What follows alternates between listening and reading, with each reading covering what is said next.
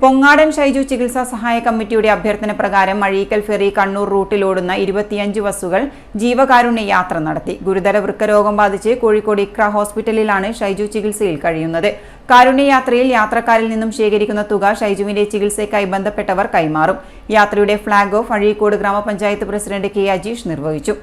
അഴീക്കോട് ഗ്രാമപഞ്ചായത്തിലെ അഴീക്കൽ പെരിയ കോവിൽ റോഡിലുള്ള ഭഗത് സിംഗ് കോളനിയിൽ താമസക്കാരനായ പൊങ്ങാടൻ ഷൈജു ആണ് ഗുരുതരമായ വൃക്കരോഗം ബാധിച്ച് ചികിത്സയിൽ കഴിയുന്നത്. കോഴിക്കോട് ഇക്ര ഹോസ്പിറ്റലിൽ നിന്നാണ് ചികിത്സ എടുക്കുന്നത്. 2 വൃക്കകളും പ്രവർത്തനരഹിതമാകുന്ന അവസ്ഥയാണ് ഇപ്പോൾ നിലവിലുള്ളത്. അടിയന്തരമായി ഒരു വൃക്ക മാറ്റിവെച്ചില്ലെങ്കിൽ യുവാവിനെ ജീവിതത്തിലേക്ക് തിരിച്ചു കൊണ്ടുവരാൻ കഴിയില്ല. അടിയന്തരമായി ഒരു വൃക്ക മാറ്റിവെച്ചെങ്കിൽ ഈ യുവാവിനെ ജീവിതത്തിലേക്ക് തിരിച്ചു കൊണ്ടുവരാൻ കഴിയുകയുള്ളൂ. സൗജന്യദാതാവിനെ ലഭിക്കുകയാണെങ്കിൽ തന്നെ ഏകദേശം 15 ലക്ഷത്തിലധികം രൂപ ചിലവ് വരും. ഇത്രയും വലിയൊരു തുക ചിലവഴിച്ച് ചികിത്സിക്കാൻ പെയിന്റിംഗ് തൊഴിലാളിയായ യുവാവിന്റെ നിർധന കുടുംബത്തിന് സാധിക്കുന്നില്ല. ഷൈജുവിന്റെ കുടുംബത്തെ സഹായിക്കുന്നതിനായാണ് ഹാഷ്മി വായനശാല കേന്ദ്രീകരിച്ച് ഒരു ചികിത്സാ സഹായ കമ്മിറ്റി രൂപീകരിച്ചു വന്നത്. കമ്മിറ്റിയുടെ ധനശേഖരണാർത്ഥമാണ് ഇന്ന് അഴീക്കൽ ഫെറി കണ്ണൂർ റൂട്ടിലോടുന്ന സ്വകാര്യ ബസ്സുകൾ കാരുണ്യയാത്ര നടത്തിയത്. 25 ബസ്സുകളാണ് ജീവകാരുണ്യ പ്രവർത്തനത്തിനായി ഇന്ന് റോഡിൽ ഇറങ്ങിയത്. അഴീക്കോട് MLA KV സുമേഷ് രക്ഷാധികാരിയായാണ് ചികിത്സാ കമ്മിറ്റി രൂപീകരിച്ചിട്ടുള്ളത്.